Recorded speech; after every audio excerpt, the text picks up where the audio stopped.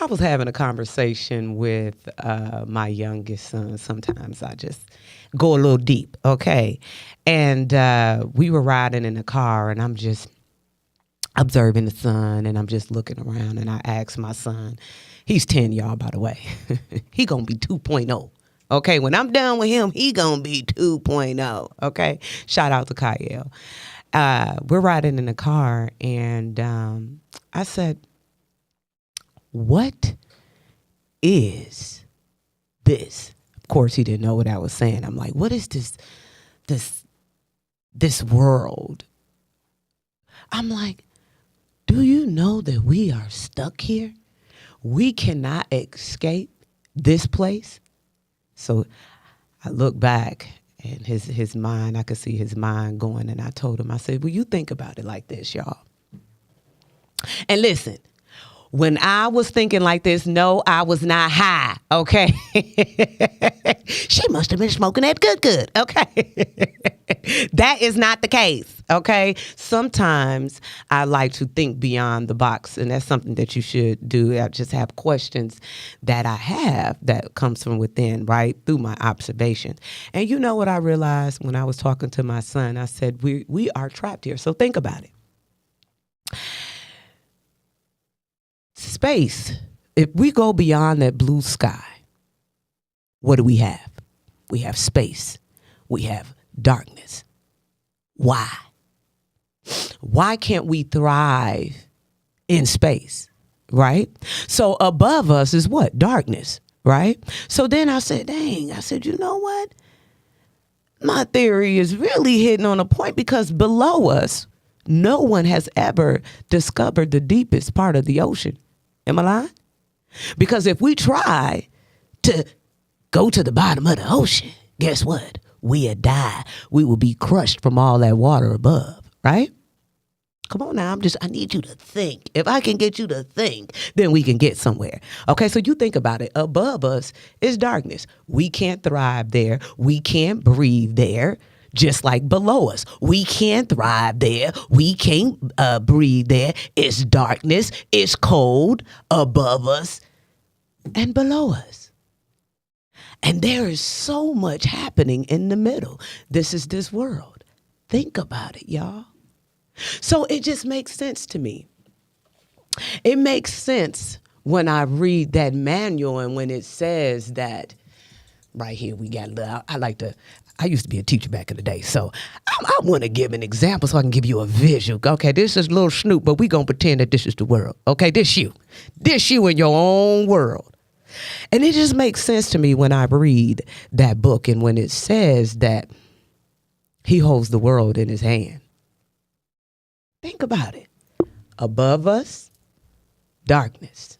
Below us, water, deep darkness. Why? What is this? We are literally trapped in a bubble. You can't live and thrive out there in space. You can't survive under the water because you can't breathe under the water. So the question is why, y'all? Why such thing? It just makes sense that the world is in his hands. I can focus on this building, and the higher I go up, the smaller it gets. Well, you're just a speck. We're just a speck in this rim. Everybody is like little ants doing their own thing, trying to figure it out. Now, I don't know who this was for, okay? But it was for somebody. Listen, I'm just here to make you think. I ain't trying to persuade you, okay? I ain't trying to convert you to do anything. If I can get you to think, then we gonna be all right. Are y'all ready? Let's get into it.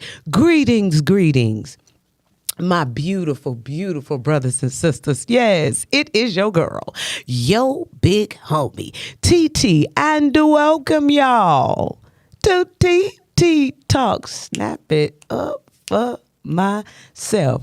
But first, before we dive in and get to the yams, we got to get a special shout out to the APAP team for allowing your girl, okay, they allow your girl to use this here platform to represent God and his kingdom. Oh, I do not take for granted your ears or your time. But y'all, I got to get this off my chest. I was just talking to Patrick. And I am really feeling a certain kind of way, y'all. Like, I am really feeling a certain kind of way. It is not the end of the world. But y'all, I lost my wedding ring. No, we are not going through a divorce. Okay. I lost my wedding ring and it's been gone for 3 weeks. No, it's not the end of the world, but I had that wedding ring for 16 years, y'all. And I feel a certain kind of way. And it seems like now everywhere I go, I see everybody ring finger. And it seems like everybody around me married and they got these big rocks on their hands. And I'm just looking. I feel a certain kind of way. Y'all put me on the prayer list. And Mr. Cobb, because he feeling a certain kind of way too. But anywho, it just make me realize, just like in life and with this different circumstances, it just make me think about how it doesn't get real until it hit home. Yeah, it doesn't get real until it's happened to you. It don't get real until it happened to you. And that's the true test. That's the true test of your character. It's when you get the diagnosis from the doctor. It's when you lose your loved one. That's when your faith is tested. It's when you lose your job. It's when you lose your home. That's when your character is tested. And the thing is how you gonna maintain? How you gonna maintain when life decides to test your gangster? Okay, because it's gonna test it. Ain't that right, Snoop? It's gonna test your gangster. So how are you gonna maintain? You say, yeah, I love me some guy. Oh, I love him. Okay, I want to represent him. And he's like, okay, we gonna see. But let me tell you one thing I do know about God, though.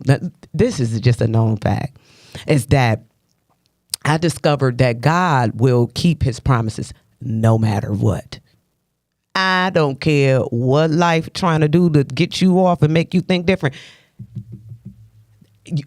Listen, you can't rely on no man. You can't rely on mama or daddy like you can rely on your Lord. Okay, on your God. Okay, no matter what. He's got you. So you got to look at it like this. Did you know, of course, you know, I'm always kind of correlate everything with basketball because that's just my life, right?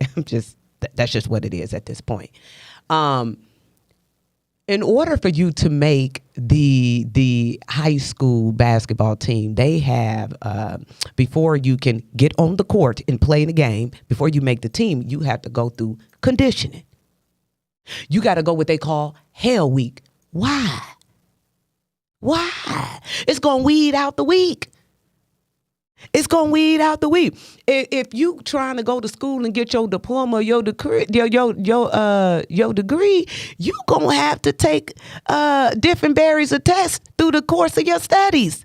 They not going to just give you the diploma because you done showed up for class. They're going to have to test you to make sure that you are equipped and ready enough to receive the degree. You understand what I'm saying? So God is not going to use you, like I said before, until he tests you. He got to know that you about this thing for real, for real. Okay, he gonna see what you really about. He gonna weed out the weak. And let me tell you, if you're rolling with him, you can't be no Charmin tissue. Let me tell you, you will fold up quicker than okay. You will fold completely up. So you got to make sure that you are equipped for the test because it's going to happen. I wish I could tell you something different, but I can't. See, we are all the same. You know what I'm saying? At the end of the day, we are all the same. And I know we got different backgrounds, different ethnicities, different cultures, but we are all the same. The time is available to all of us. We have the same exact amount of time. You got the same amount of time I do. Okay. The question is what you do with your time. What are you doing with your time? Time is available to every listener. Okay. What is consuming your day? Now I know 90% of us, we go to work. So 8 hours of your time goes to your job, correct? So my question to you is, what are you doing in preparation with your mind, getting ready to go to this job and give them 8 hours? What are you doing when you're on this job for 8 hours? And what do you do when you get off the job? How are you preparing yourself mentally? So if we can pinpoint those questions, if you can ask yourself those questions, then you will be able to identify your daily habits. Because I don't care nothing about your weekend. You gonna cut up on the weekend. Okay, you know what I'm saying? We letting our hair down on the weekend. What you doing Monday through Friday? How are you getting through the day? How do you prepare yourself mentally? What happens when life pops up and throw a monkey wrench in your day or in your whole life? Like what you gonna do? The biggest lie I ever heard. You wanna know what the biggest lie I ever heard? The biggest lie I ever heard is that we got plenty of time. Child, lie, no need to reply. Okay. It's a lie. That's the big, let me tell you something. Every time you blink, you are capturing a glimpse of your past. That go to pass. That go to pass. It's passing. You are pushing against your memory every second. So time, friend, it's not waiting on you. Time was before you, time is during you, and time gonna keep ticking after you. You understand what I'm trying to tell you? It's gonna keep happening. Time is how we serve. Right? You give your job 8 hours or 10 hours or 12 hours of your day. That's how you serve. You serve your time. If you go out here, time is very precious, right? Because if you go out here and you commit a crime, guess what they're gonna do? You're gonna have to serve some what? Come on now. You're gonna have to serve some time. So time is precious. Time is valuable.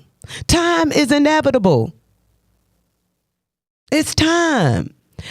I was speaking of wasting time, right? I was talking to one of my loved ones, and he said that, man, I wasted a lot of time. I wasted a lot of time chasing these women.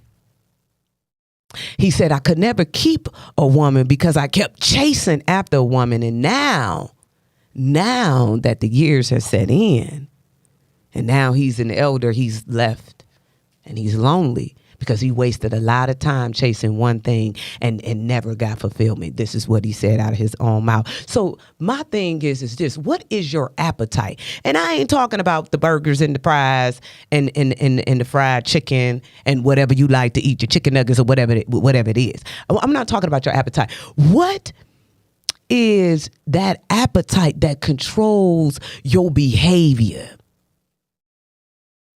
What is that?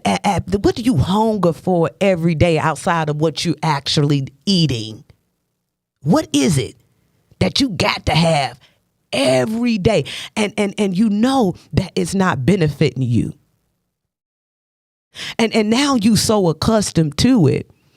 Every time that hunger pain pop up, you feed it. So what is your body craving for? What is it craving for daily? Because once you can identify your appetite, you can see the time that you spend on trying to fulfill this appetite. So is it sex? Come on now, is it sex? Do you gotta keep having sex with different people? It's not fulfilling, because that's how appetite is. When you have a time, let me hold on, y'all. Let me break it down. Okay, let Auntie TT break it down to you real quick. So it's like this. So you have these desires, right?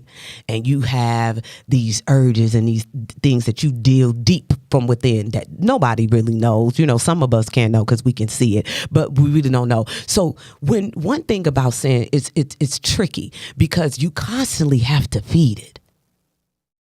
And it draws you in enough for you to get that feeling and you get that temporary fulfillment. And then it subsides, and then there go that hunger pain again. So is it sex? Like, do you keep having you find yourself in bedroom after bedroom after bedroom after bedroom? Is it drugs? Is it alcohol? Okay, or do you chase money?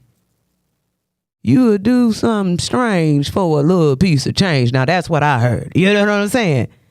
What is it? Everything at the end of the day, y'all, it boils down to your yes or your no. That's it. Either yes, you gonna do it, or no, you will not participate. You have to learn the power of saying no to help those cravings.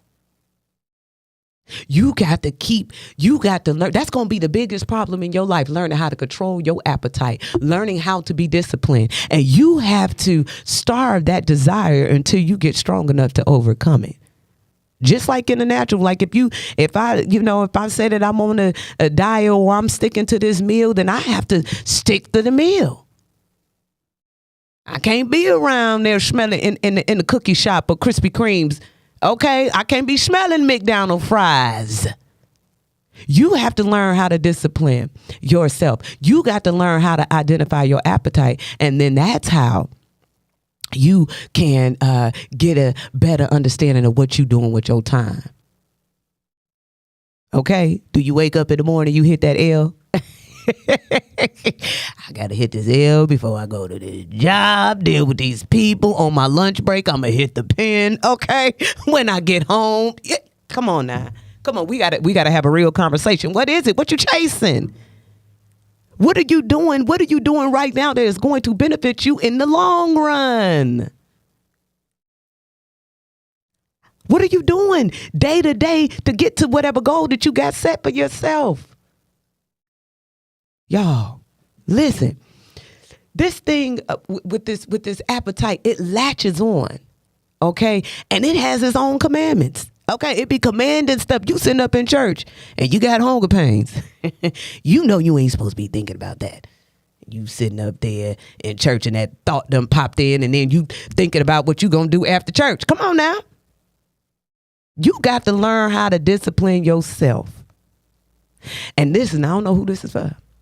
But anything that you obtain outside the will of God, you are going to have to stay outside of the will of God to maintain it. So be careful with that. I don't know who that was for, but it was definitely for somebody. Okay, you can do whatever you want to do with it. Okay, your appetite is your habits. These habits take your time. So you got to know what you chasing after every day. What gives you that fulfillment? What do you do to relax? Okay? Listen. It's your character is proven over the stability of time. Okay?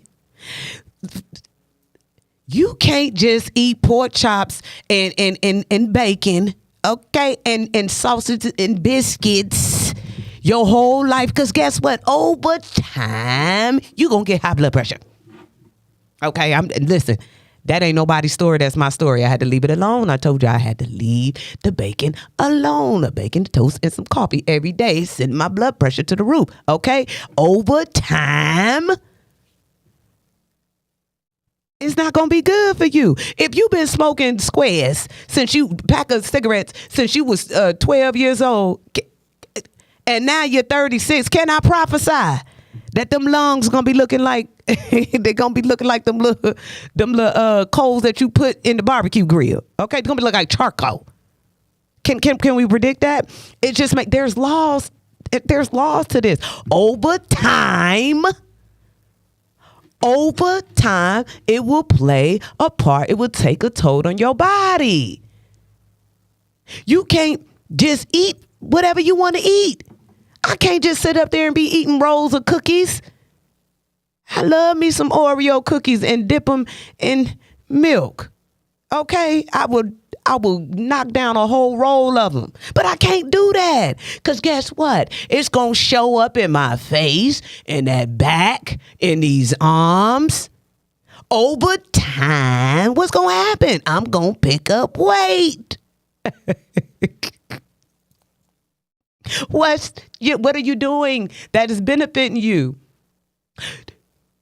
Okay, I got one more. It just came to my head now. I ain't trying to bend nobody, but since we here, I'm a hit on it. You can't just lay with anything that you are attracted to. And you've been doing your thing since you was 16 and now you 56. Over time, okay, you taking your body through some things, sweetheart. And that go for the men and the women.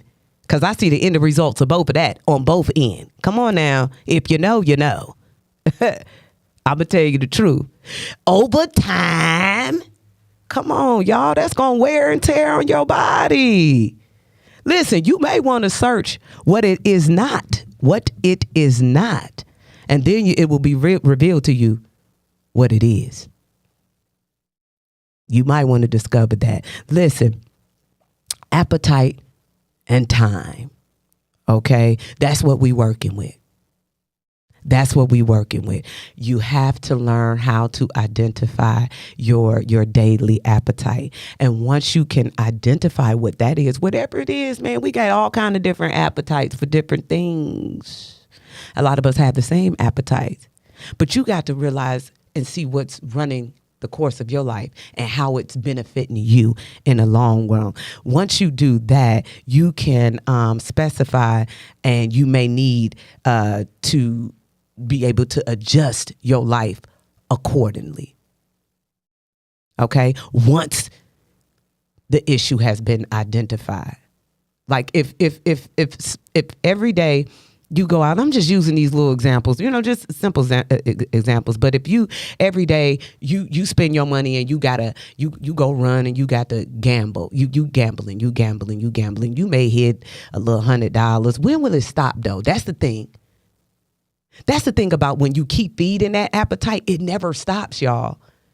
You will never have fulfillment. So if you having sex, you going to keep having it. If you smoking the cigarettes until whatever happens to you to make something tragic happen to you, then you may stop. But other than that, desire, if you keep feeding it, it's going to keep wanting to eat it. The more you keep using the drugs, the more harder it is for you to stop doing it, because your body gets adjusted to it. Your body would get adjusted to that sin. So identify your appetite and your time, okay? And once you could do that, I don't know what you do that yourself, okay? Do that on your own time, okay? You can sit down there and write it down every day. When you get up, write down, see what you're doing.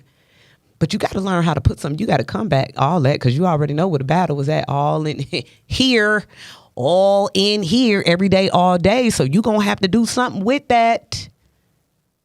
Okay?